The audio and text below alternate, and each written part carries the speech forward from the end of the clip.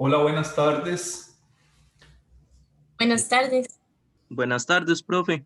Bueno, eso responde a la pregunta que iba a hacer, que si me escuchaban. Y la segunda pregunta es si tienen a la vista el régimen sancionatorio y delitos tributarios.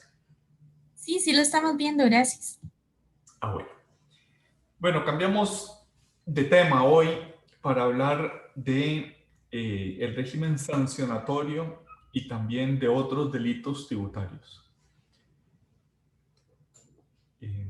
Digamos, la lógica del programa es, vamos alrededor de la relación jurídica tributaria, cómo nace, cuáles son sus características, cómo se extingue la relación jurídica tributaria, cómo se interpretan las normas que rigen esa relación jurídica tributaria, cómo se cuantifica la relación jurídica tributaria.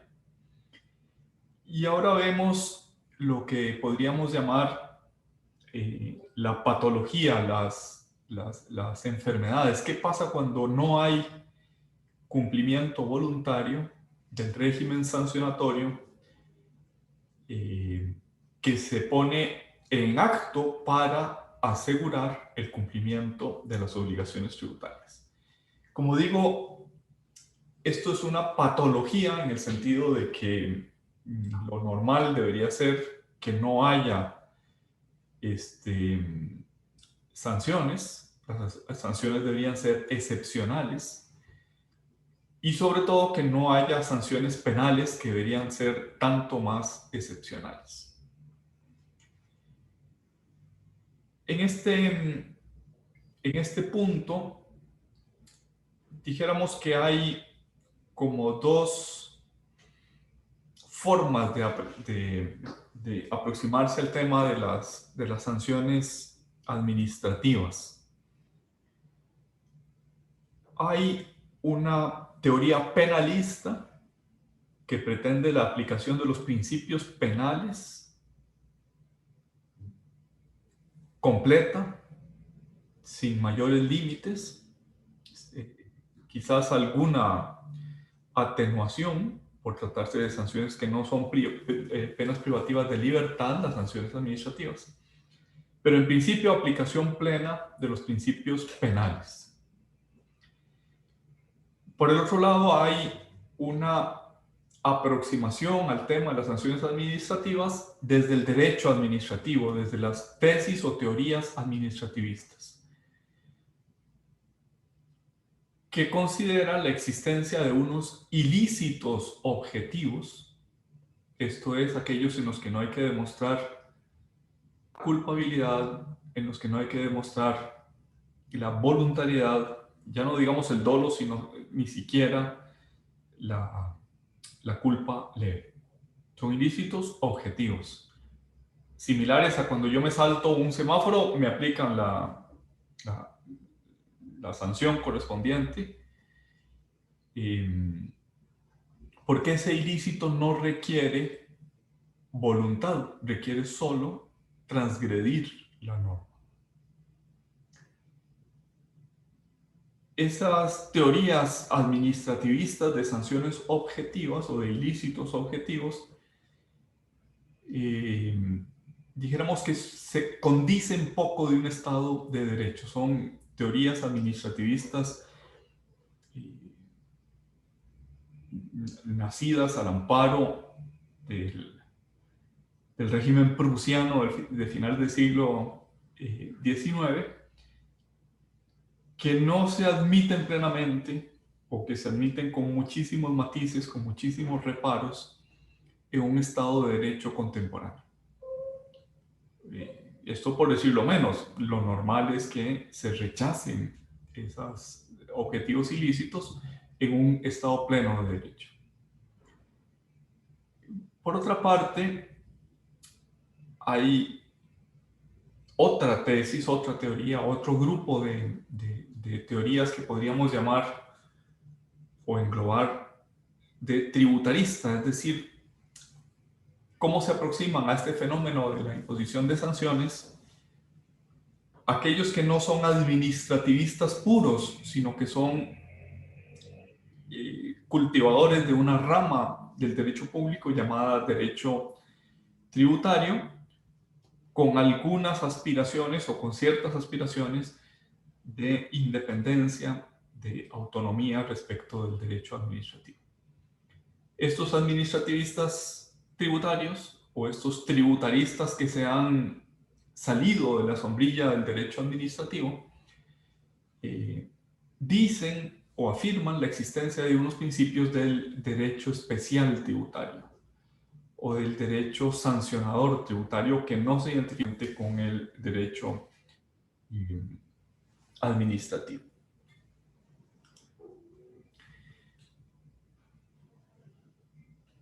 Creo que más allá de adscribirse a una o a otra de esas tres teorías, me parece que, por lo menos desde el punto de vista del derecho tributario costarricense, deberíamos plantearnos si las sanciones administrativas, las que impone la administración tributaria, tienen sustancialmente alguna diferencia con las sanciones penales con las que impone el juez penal.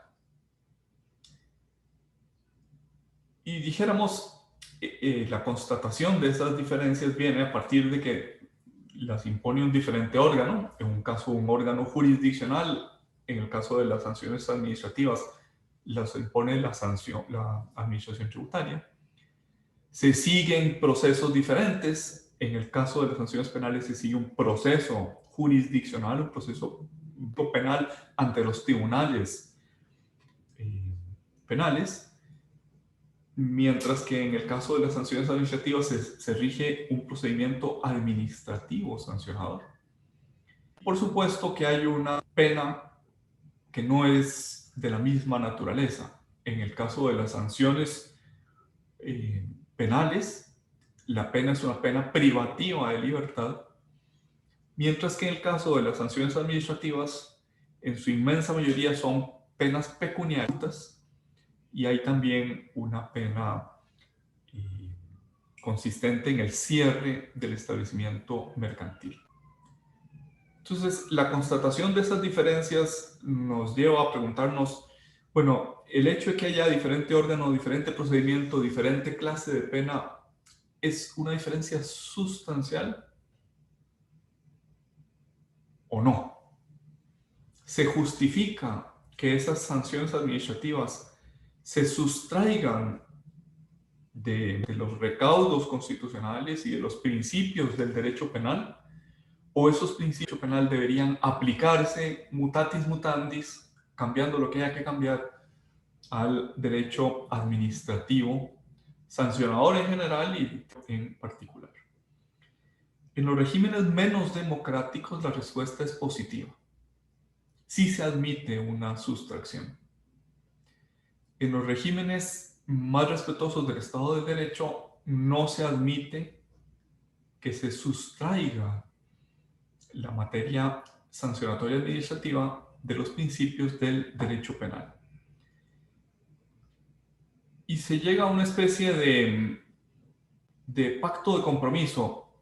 No se admite que se sustraigan, es decir, son aplicables esos principios, pero no son plenamente aplicables. ¿Qué quiero decir? Esos principios se aplican con matices, con disminuciones, que derivan cabalmente de esas diferencias. El que la sanción a aplicar no es una pena privativa de libertad, el que el proceso no es judicial o jurisdiccional y que el órgano que los aplica es un órgano administrativo.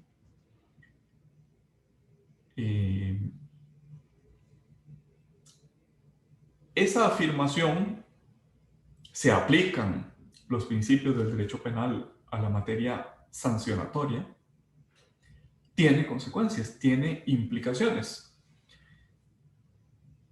Por ejemplo, el principio de inocencia, es decir, que debe vencerse la presunción de inocencia para aplicar una sanción, aplica en materia administrativa. No puede haber una especie de presunción, sería inconstitucional, una especie de presunción de culpabilidad. No, no, aplica la presunción de inocencia. Hay que vencer mediante pruebas y corresponde a la administración tributaria probar la conducta. Y no solo la conducta, sino probar que la intención, la voluntariedad estuvo presente. Esto es, no existen sanciones de responsabilidad objetiva. Debe demostrarse la responsabilidad subjetiva. Otro principio, el principio non bis in idem, aplica plenamente en materia sancionatoria. La exigencia constitucional del debido proceso para imponer una sanción penal aplica para imponer una sanción administrativa. El principio constitucional de proporcionalidad. Así podríamos ir pasando revista de todos y cada uno de esos principios del derecho penal. Desde ese punto de vista se dice que, y se pretende subrayar que los principios penal son aplicables a la materia administrativa sancionadora, que existe un derecho penal tributario. En cambio, cuando se dice que existe un derecho tributario penal, no se pone tanto énfasis en la aplicación de esos principios. Este concepto de derecho penal tributario trata tanto las infracciones como los delitos, considerando que son manifestaciones del poder punitivo del Estado, de que es uno solo, que es un solo poder de imponer sanciones o castigos. Y por tanto, lo que limita la constitución política y lo que limitan los tratados internacionales y lo que limita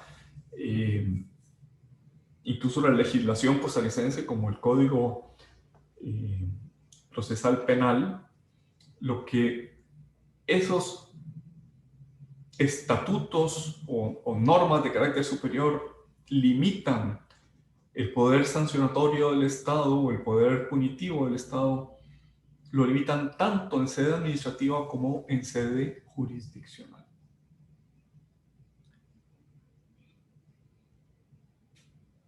Y esto tiene que permitir que el derecho penal o que los principios de derecho penal tienen aplicación en la materia tributaria, tiene consecuencias. Ya vimos algunas sobre cómo aplican esos principios en general de manera directa.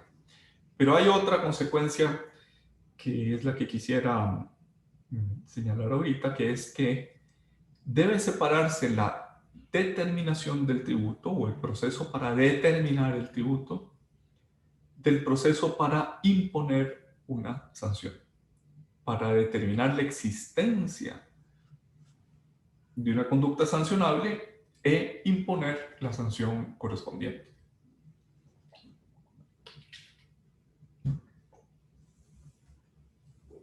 Si ustedes se fijan en el artículo 150 del Código de Normas y Procedimientos Tributarios, verán que es un proceso o un procedimiento diferente del que inicia en el artículo 144 para determinar la obligación.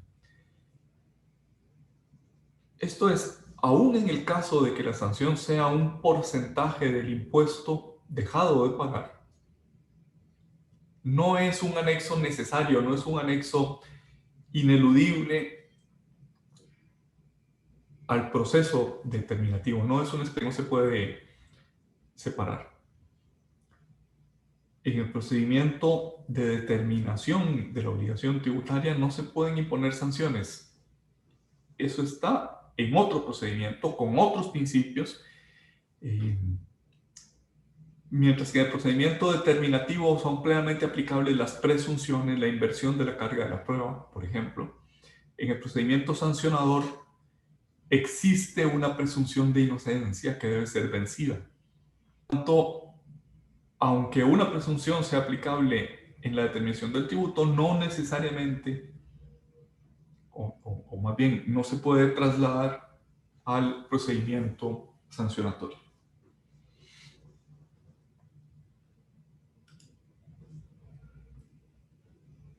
Antes de 1905, hace 25 años que se discutió la Ley de Justicia Tributaria.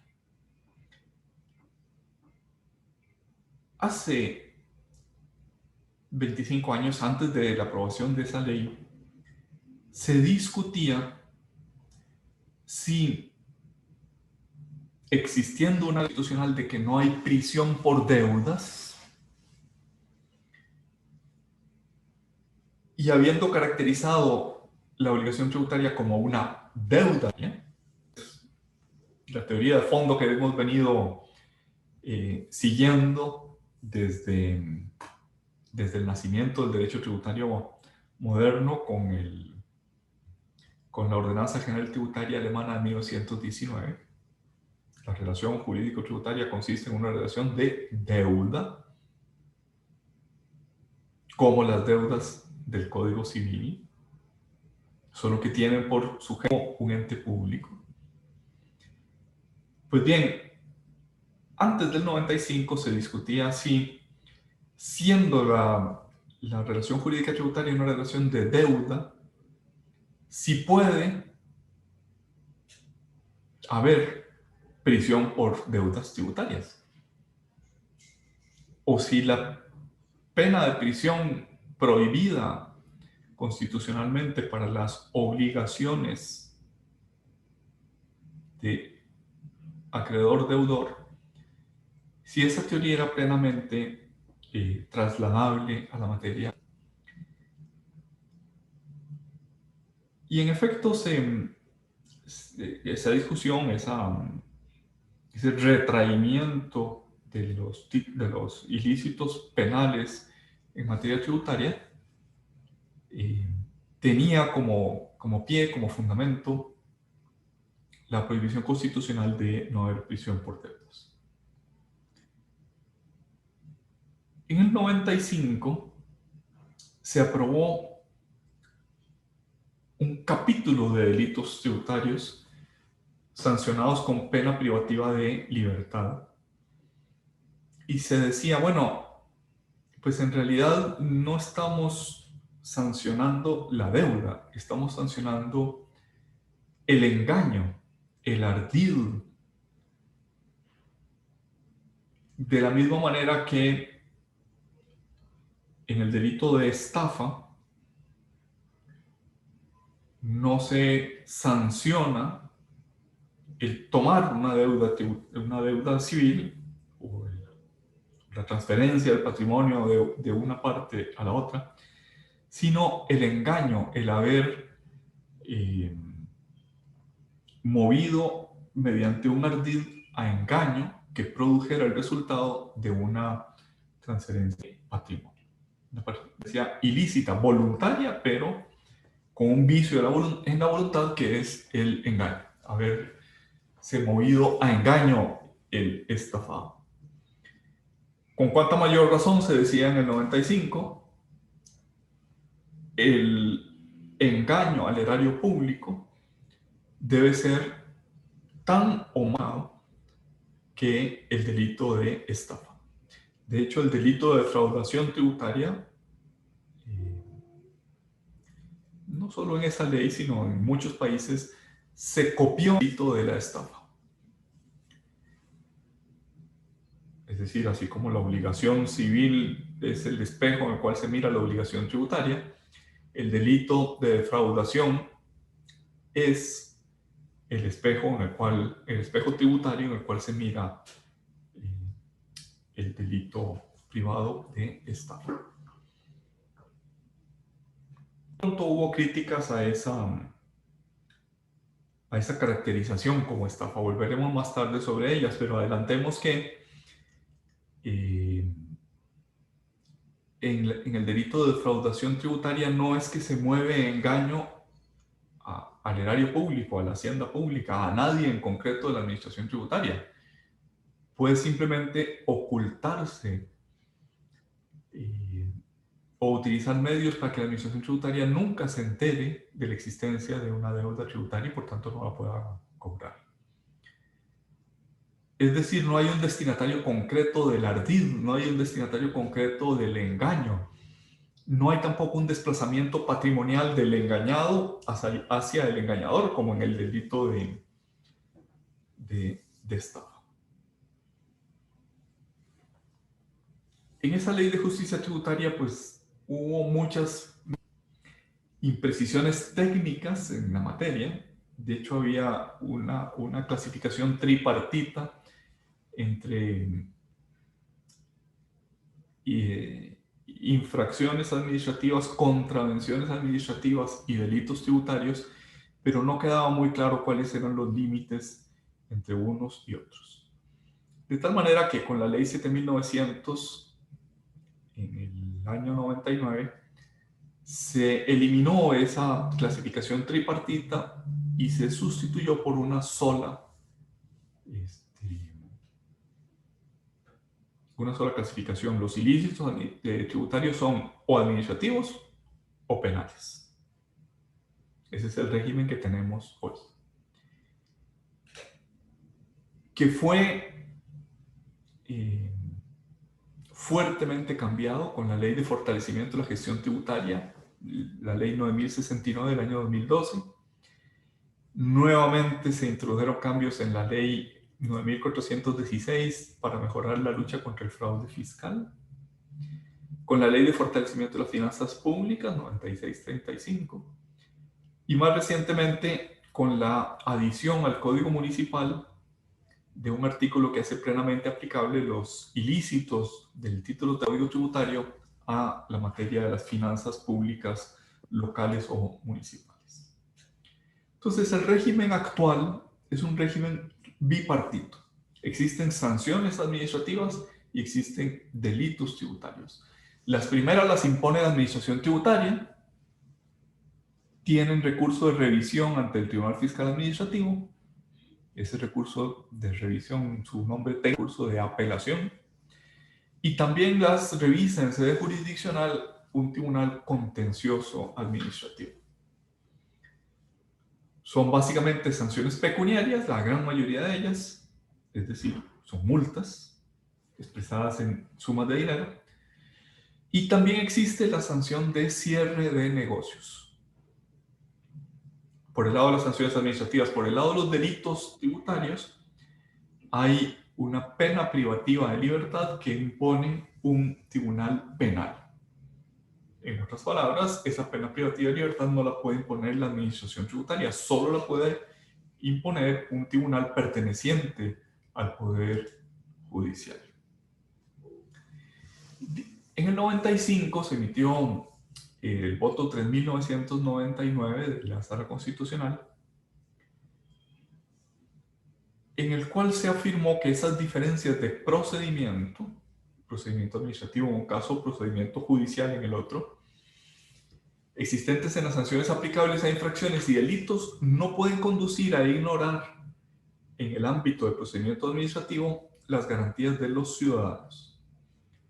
En efecto, los principios inspiradores del orden penal son de aplicación con ciertos matices al derecho administrativo sancionador, dado que ambos son manifestaciones del ordenamiento punitivo del Estado. En otras palabras, la Sala Constitucional tomó partido en esa discusión doctrinaria sobre si eran aplicables o no los principios del orden penal al derecho administrativo sancionador. Y dijo, sí son aplicables. Ahora, igual que lo dijo en su momento el Tribunal Constitucional Español, son aplicables con ciertos matices. Esa expresión matices proviene del fallo del Tribunal Constitucional Español. ¿Qué quiere decir matiz? Quiere decir disminución, atenuación. Quiere decir no es plenamente aplicable, sino que es aplicable con algunos cambios, con algunas disminuciones. ¿Cuáles matices? Pues no lo dijo la Sala Constitucional y eso es objeto de discusión entre los tributaristas. Lo que dijo nuestra sala constitucional y lo que había dicho el Tribunal Constitucional Español es que son aplicables los principios del derecho penal. Ahora, eso implica o eso incluye los principios del derecho procesal penal. Esto es, aquellos principios procesales propios de la jurisdicción penal pueden traerse al procedimiento administrativo sancionador. La justicia española y la doctrina española, representada por Martín Queralti y Lozano Serrano. Dicho sea de paso, el profesor Lozano Serrano es una de las víctimas del COVID, falleció recientemente de COVID. Que sí son aplicables los principios del derecho procesal, es decir, no solo los sustantivos, sino también los formales son aplicables a los procedimientos sancionatorios. Y lo mismo podemos decir de la doctrina argentina más reciente, es decir, de la doctrina argentina posterior a esos años que podríamos calificar quizás de oscuros, en los años 70 del siglo pasado, principios de los 80, en que no hay régimen de derecho en la Argentina. Es decir, la doctrina posterior a esos gobiernos de facto, dice son aplicables tanto los principios materiales, o sea, los que determinan la existencia de tributo, los que determinan la existencia de culpabilidad, los que determinan la existencia de bien jurídico tutelado, como los procesales. Son plenamente aplicables a los procedimientos sancionatorios. Vamos a ver los principios penales, es decir, los principios materiales aplicables a la materia de las sanciones administrativas.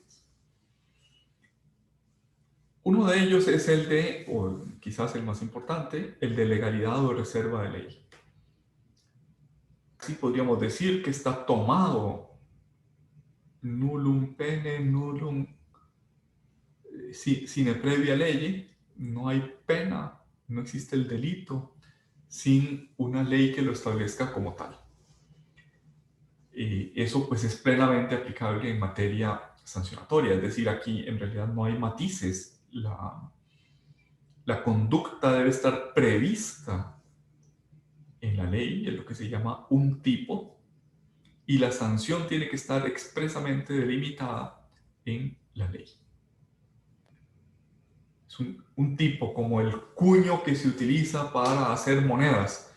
Está en la ley y debe coincidir la conducta a sancionar con la descrita previamente en la ley. Por tanto, está proscrita la analogía. O sea, aquello que no está en el tipo, aquello que no está incluido en el texto, no puede sancionarse análogamente. La tipicidad o reserva de ley aplica plenamente a favor del sujeto a ser sancionado. En segundo lugar, el artículo 34 de la Constitución Política prohíbe la retroactividad,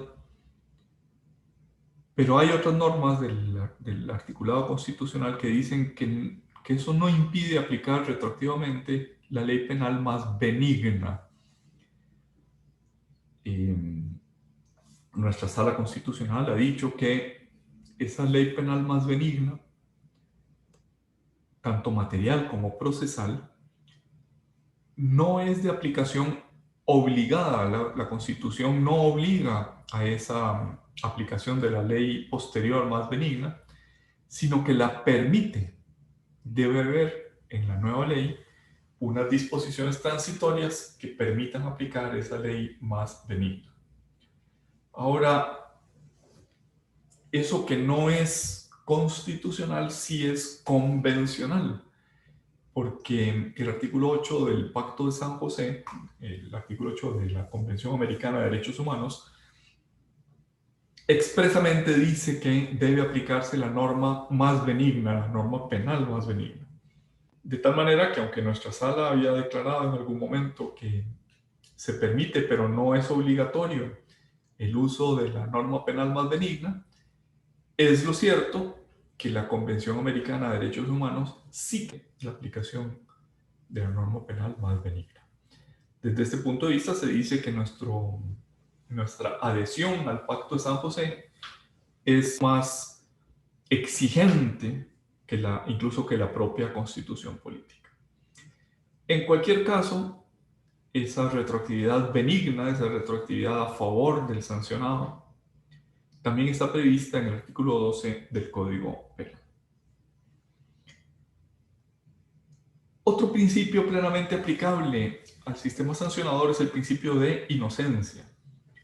Esto es que hay una presunción que debe ser superada a favor de la inocencia del sujeto a sancionar.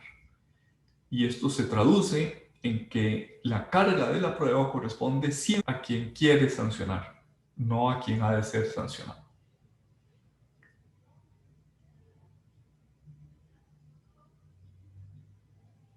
Empieza a disminuir el rigor de los principios penales aplicables a la materia sancionatoria cuando hablamos del principio de culpabilidad. Debe demostrarse la intención. Por cierto, esa intención creo que es con C, ¿verdad? No es con S.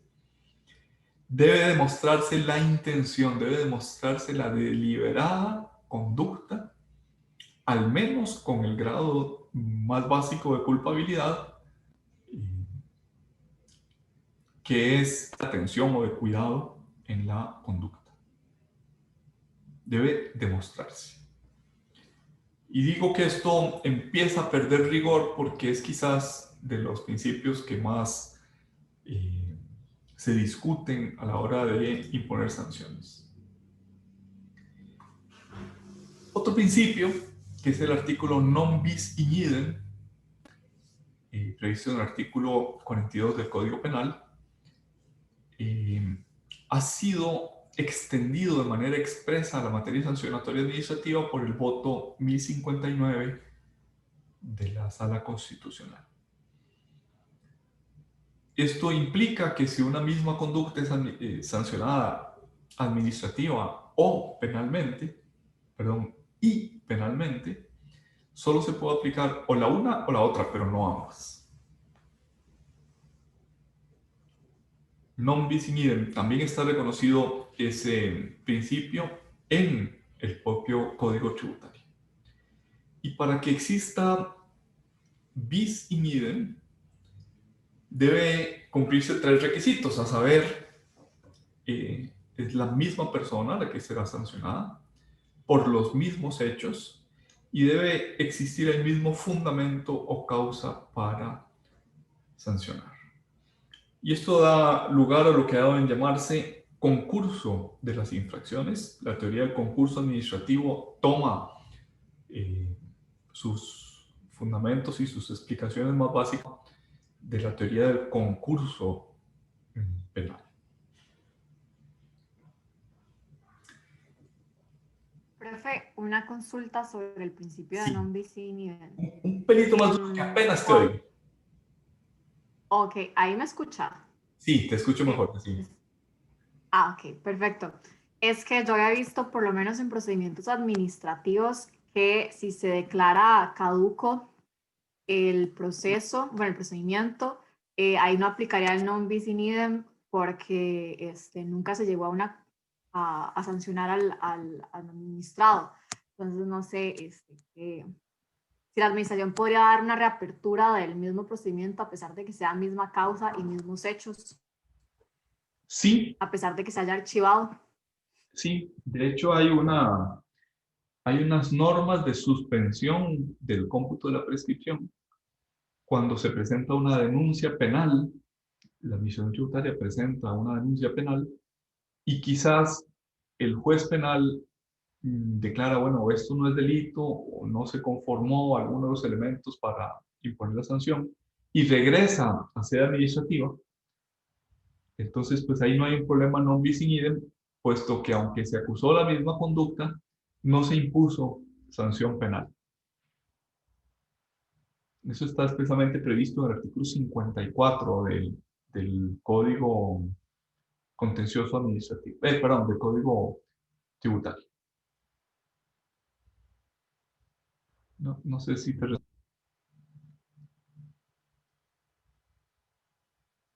Sí, profe, todo claro.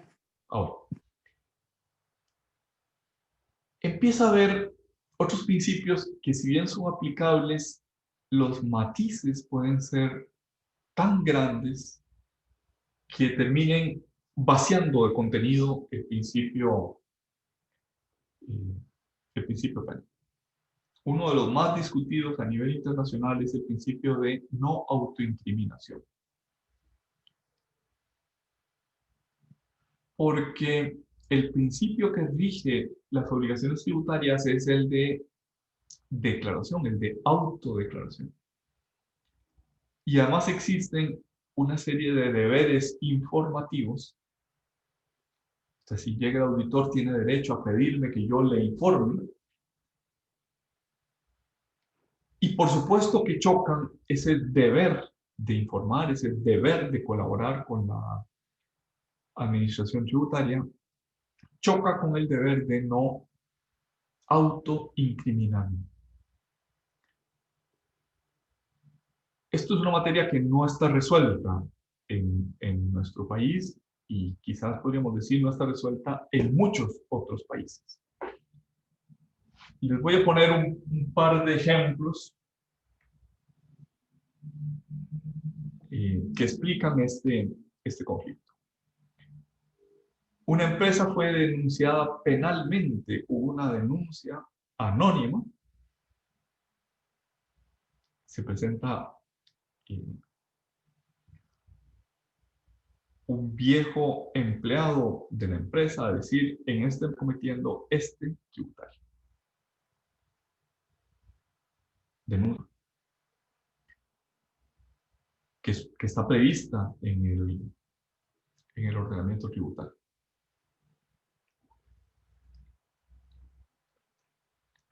Inicia la fiscalización, con base en esa denuncia se inicia la fiscalización y se presenta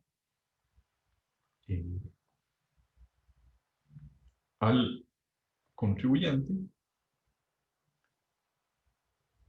un inicio de actuaciones de fiscalización basado en uno de los criterios objetivos que es la denuncia penal anónima. Es decir, desde el primer momento, se sabe, hay una denuncia penal en mi contra.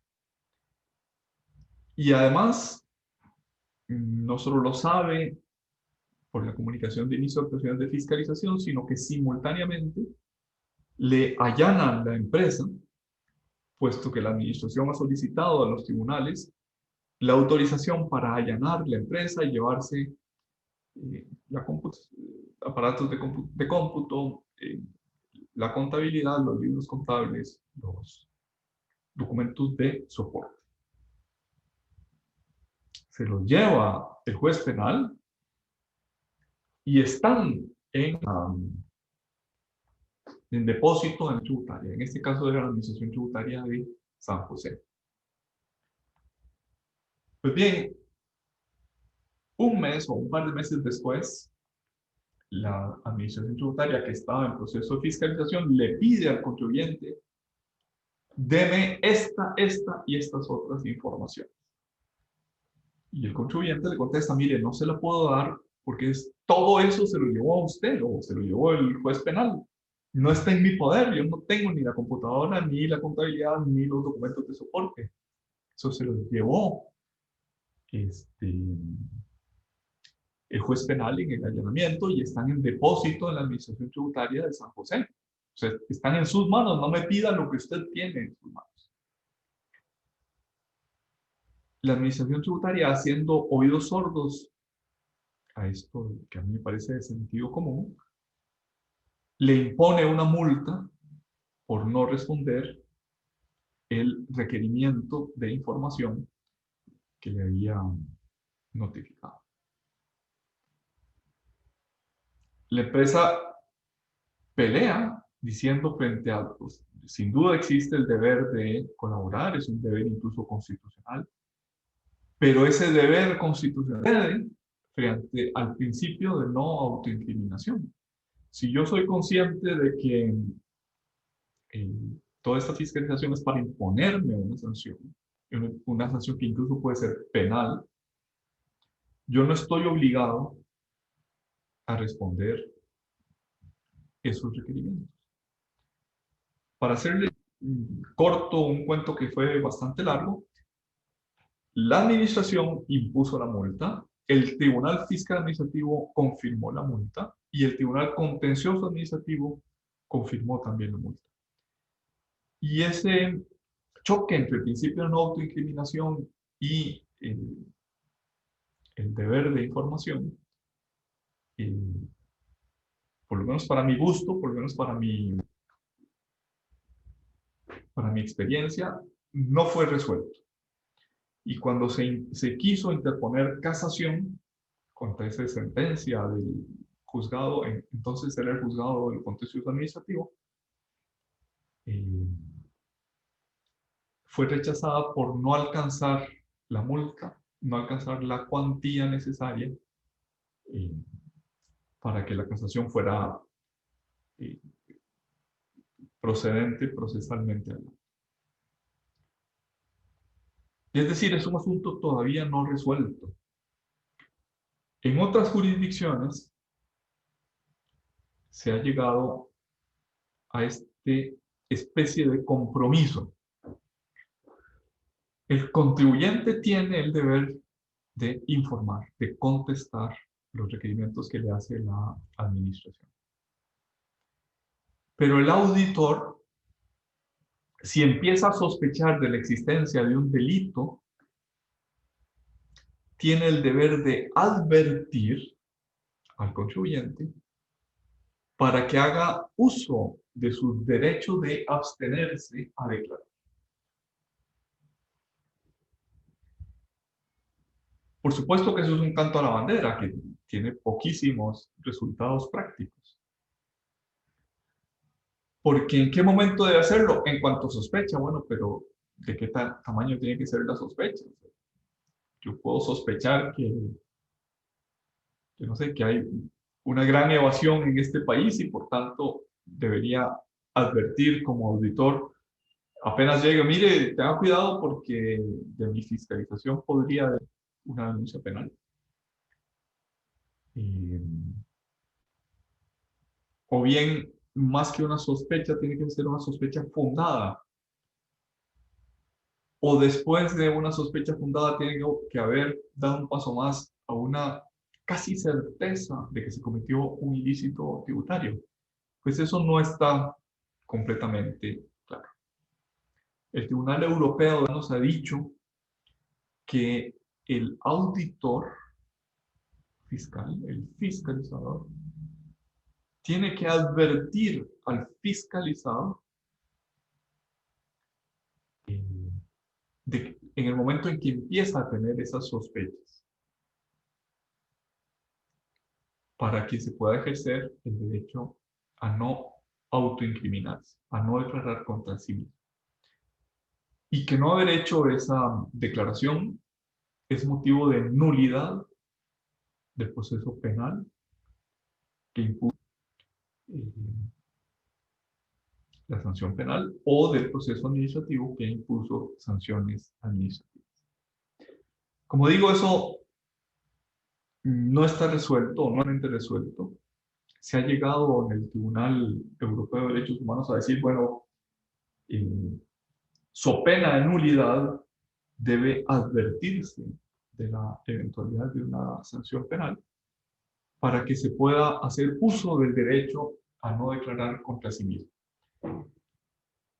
Pero no tenemos de este lado del Atlántico una norma similar por lo menos yo no la conozco, de la Corte Interamericana de Derechos Humanos, ni nuestros tribunales en los casos en que se ha planteado, que no son muchos que yo conozca, no se ha resuelto.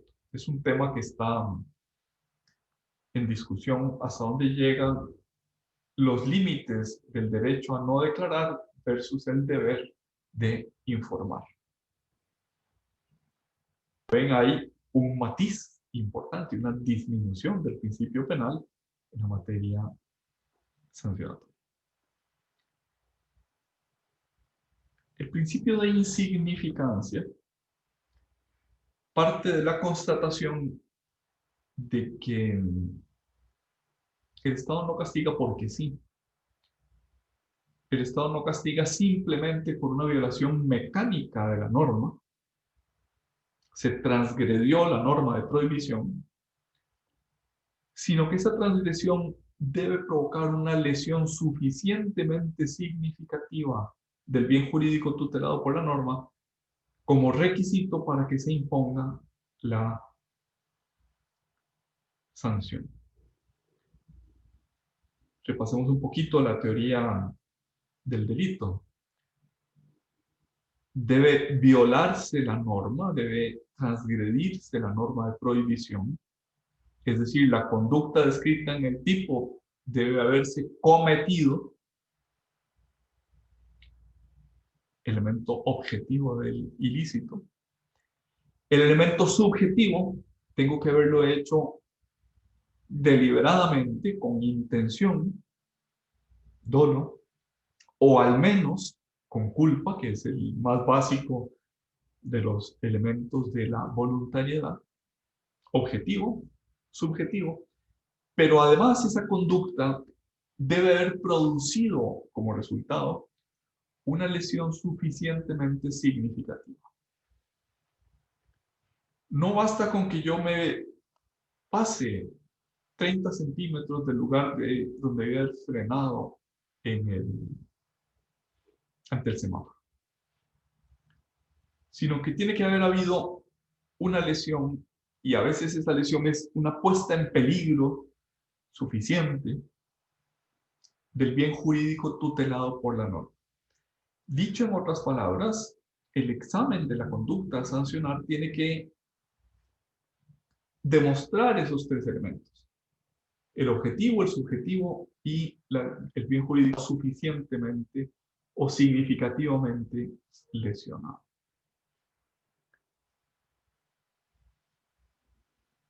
Toda la teoría administrativa, toda la teoría tributaria en torno al sistema sancionador tributario exige la aplicación de ese principio de insignificancia.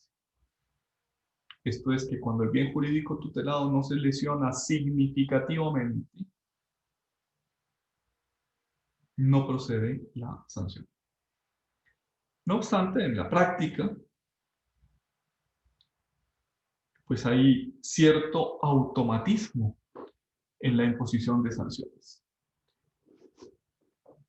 Véanlo recientemente con ocasión de las declaraciones de accionistas, del registro de accionistas.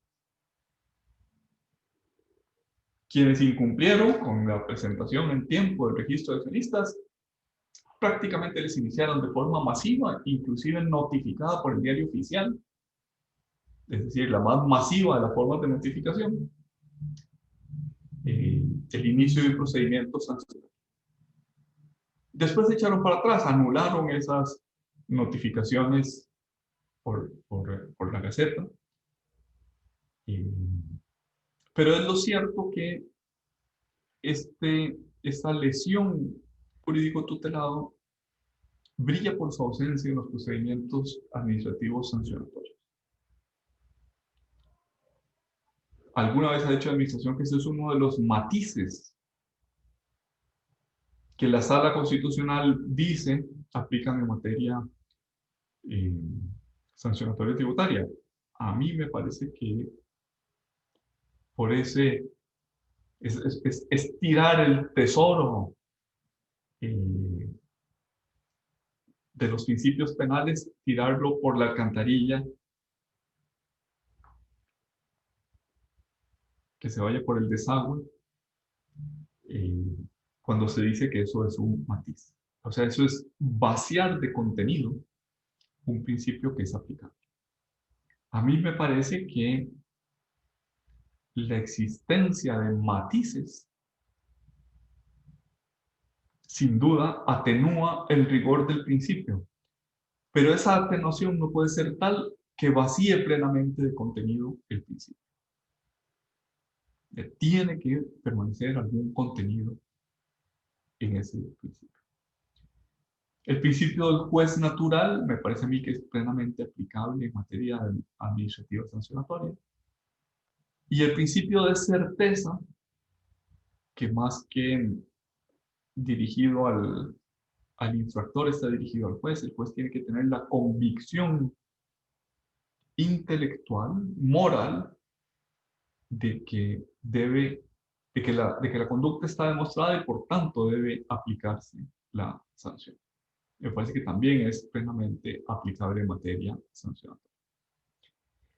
Vamos a ver algunos presupuestos normativos, es decir, algunas infracciones previstas en la legislación costarricense, en el título tercero del Código de Normas y Procedimientos. La tipicidad de la sanción está plenamente reconocida en el artículo 69 del Código Tributario, es decir, que la infracción, la conducta infractora tiene que estar en la ley y que la sanción también tiene que estar en la ley. Esto es una especie de manifestación del principio de seguridad jurídica idéntico al del derecho penal. Existen, sin embargo, unas leyes que han dado a llamarse leyes penales en blanco. Es que se sanciona, incluso penalmente, conductas cuya determinación en concreto se han dado o se dejan en resguardo de la autoridad administrativa. Esto que es un problema para las leyes penales en blanco en general, pues es un problema particular para el derecho penal tributario. O sea, por ejemplo, quien pida una devolución de impuestos improcedentes, ¿y en qué consiste la improcedencia? Consiste en que no la pidió por el procedimiento que dice la administración, no utilizó los formularios que dice la administración, no demostró los requisitos administrativos que para otorgar una devolución otorga la ley en blanco a favor de la administración tributaria.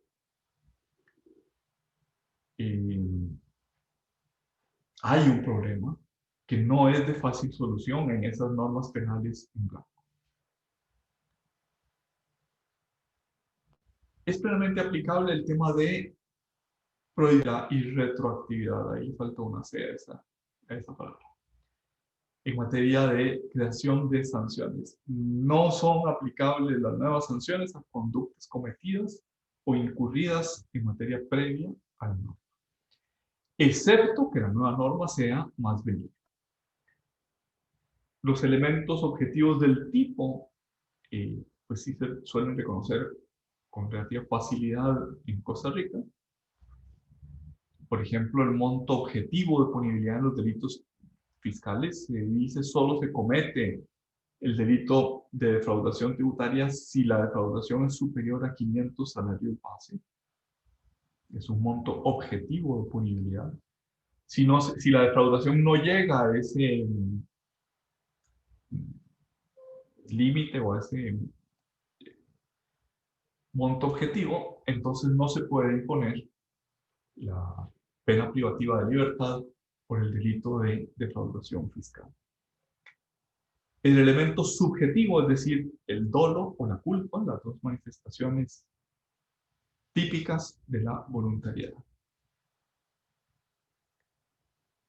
Junto con ellas, junto con el elemento objetivo del tipo, está la antijuridicidad de la acción. La teoría de la antijuridicidad se basa en la existencia de un bien jurídico tutelado. no basta la mera transgresión mecánica de la norma, sino que la acción ha de ser antijurídica en el sentido de que termina lesionando un bien jurídico tutelado. Y esa lesión debe ser suficientemente significativa. Es decir, esta antijuridicidad no integra el tipo penal objetivo, no forma parte de la descripción de la conducta a sancionar, pero sin duda es un elemento para la existencia del ilícito. Es decir, no basta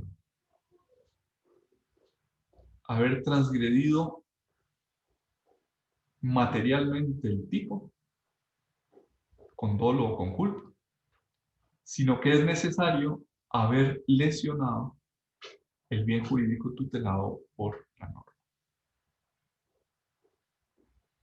¿Cuál es el bien jurídico tutelado? Bueno, pues depende de la norma de prohibición. En algunos casos se habla de la hacienda pública o del erario público, de la renta pública. E incluso ha llegado a plantearse el que esa lesión no ha de ser una lesión real, sino que puede ser una mera puesta en peligro del erario público, de la hacienda pública. Esto es así para algunos delitos, pero no para todos. En otros delitos se habla de la lesión al bien jurídico tutelado es o incide en las facultades de fiscalización de la administración tributaria. Por ejemplo, en el ilícito del cierre de negocios, cuando no se entregan facturas y se reitera esa conducta, se dice el bien jurídico tutelado es las facultades de administración o de fiscalización de la administración tributaria. La culpabilidad está vinculada con el principio de responsabilidad subjetiva. Solamente es sancionable la conducta culpable.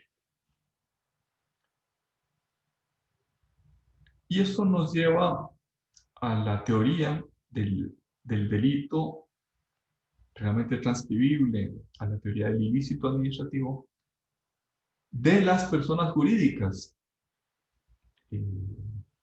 Societas delinquere non potest es un principio propio del derecho penal. Las sociedades no pueden delinquir. Societas delinquere non potest. Que sin embargo,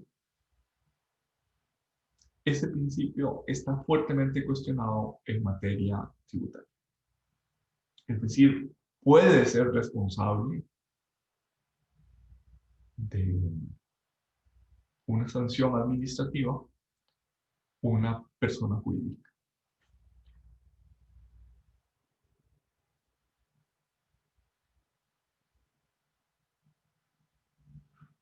Del mismo modo que no se pueden aplicar penas privativas de libertad a personas que no sean personas físicas, siempre tiene que haber personas físicas o naturales a las cuales aplicar esa pena privativa de libertad, puesto que la libertad se predica solo del ser humano.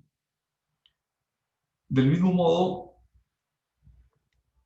ese principio penal aplica con matices al ilícito administrativo. Se puede sancionar al contribuyente persona jurídica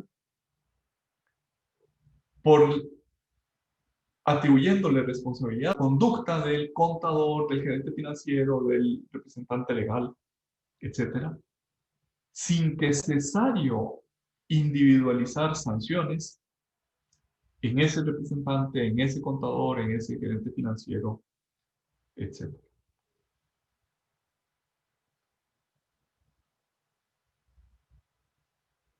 Pareciera que lo lógico debería ser lo contrario, que debería sancionar en primer lugar al que cometió la infracción.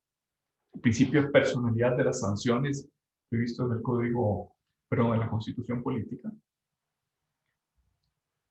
Y solo después de sancionar al contador, al gerente financiero, al representante legal que firmaron una declaración, por ejemplo, atribuir una responsabilidad, ya sea subsidiaria o solidaria, a la sociedad.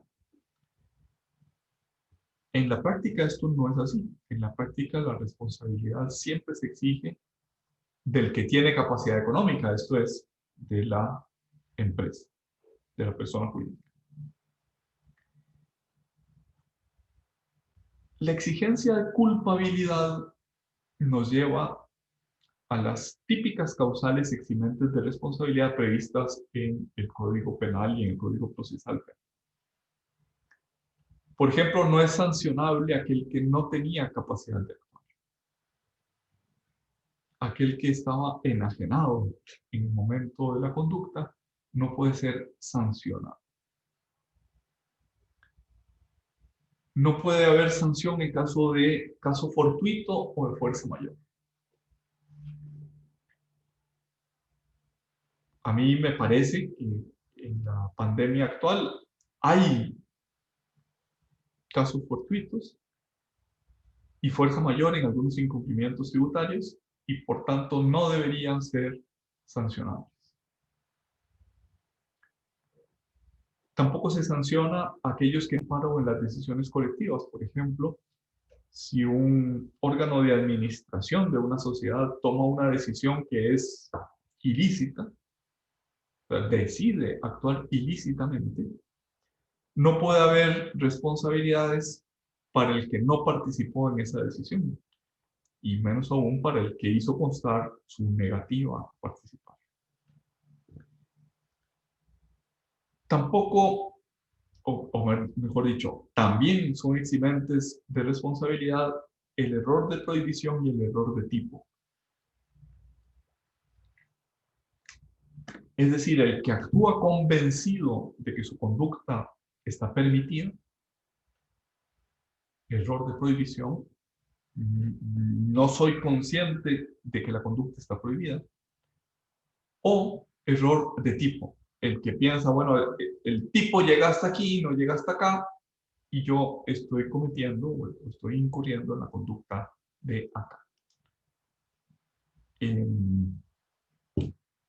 Vamos a dejarlo por ahí el día de hoy, porque el tema de los ilícitos en particular es, dijéramos, es farragoso y no, quisiera tenerlo en una sola lección para, bueno, o en dos quizás, pero quisiera tenerlo englobado en una sola unidad.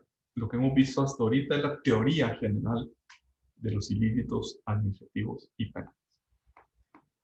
¿Preguntas, dudas, aclaraciones? Profe, yo tengo una pregunta. Sí, por supuesto. Ok, es que, digamos, yendo casi que al principio con todo lo que es los principios que se tienen que aplicar de forma matizada del derecho penal y procesal penal, me genera la duda porque anteriormente nosotros habíamos visto en una clase que no se podía, o que el derecho tributario es bastante imparcial en ello, digamos, que el derecho tributario no se tiene que abalanzar en favor de alguien. Y en este caso estamos viendo que a nivel sancionatorio sí se está irrumpiendo ese principio tributario porque se le está dando un favorecimiento, como es en el derecho penal, al imputado. Entonces, ¿existe como alguna forma de resolverlo o cómo ha hecho la doctrina para poder como solventar ese choque, por decirlo así? Perdón, a ver si te entendí bien. El derecho penal tiene unas normas de interpretación propias que no condicen con las normas de interpretación objetivas del derecho tributario. Es decir, en el derecho tributario está prohibida la interpretación pro fisco o pro contribuyente. En el derecho penal está Ajá. plenamente permitida la interpretación eh, pro delito, pro delincuente, no sé cómo es lo que se dice.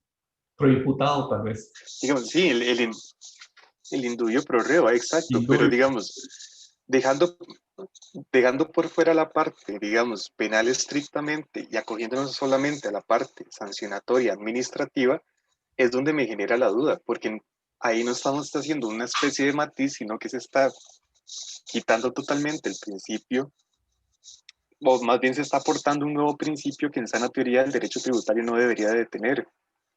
O no sé si soy yo el que está equivocado o tiene una visión diferente. No, no, pues la verdad es que me gusta mucho la pregunta y, a reserva de que nunca la había pensado, o no es con plenitud, creo que la respuesta viene por el lado de que en materia de ilícitos prima el principio penal sobre el principio administrativo o sobre el principio incluso tributario. Es decir, las normas de interpretación de las sanciones administrativas son más cercanas al derecho penal que al derecho tributario. Ok, perfecto. Y dijéramos, me parece que abona esa tesis el principio, por ejemplo, de inocencia. Si yo debo vencer la presunción de inocencia, no lo puedo hacer con base en los principios tributarios, tengo que hacerlo con base en los principios penales. Ok, entonces incluso con eso lo que se debería de aportar es más bien, y pensaría yo, y ahora que usted dice eso, el aprovechar la parte constitucional, que uno no puede ser sancionado sin el debido proceso, y yo creo que de ahí también se podría partir el derecho tributario de poder hacerlo, ¿no? Sí, sí. De hecho, ese tipo de discusiones tienen lugar en materia de cuando le quieren imponer sanción a alguien. Por eso es que el procedimiento sancionador incluso es distinto. Son procesos que se inician en fechas distintas y que tienen trámites distintos, incluso plazos diferentes. El de determinación y el de imposición de la sanción.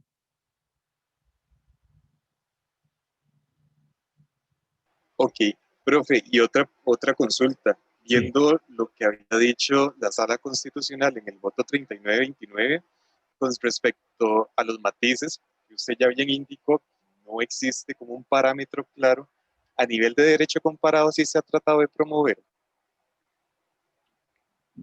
Pues lo que hay es opiniones doctrinarias, pero que yo sepa, esta expresión matices sigue siendo una expresión muy abierta. Ok, ¿Verdad? perfecto, profe. Más bien, Hasta donde yo sé, esa expresión es como caso por caso, no. Bueno, tal vez es ignorancia de mi parte, pero esos matices no están determinados. La pregunta de los 11.005 es, ¿cuáles matices? sí, total, pero no, más bien, profe, más bien, muchísimas gracias por aclararme las dudas. No, con todo gusto, para eso estamos.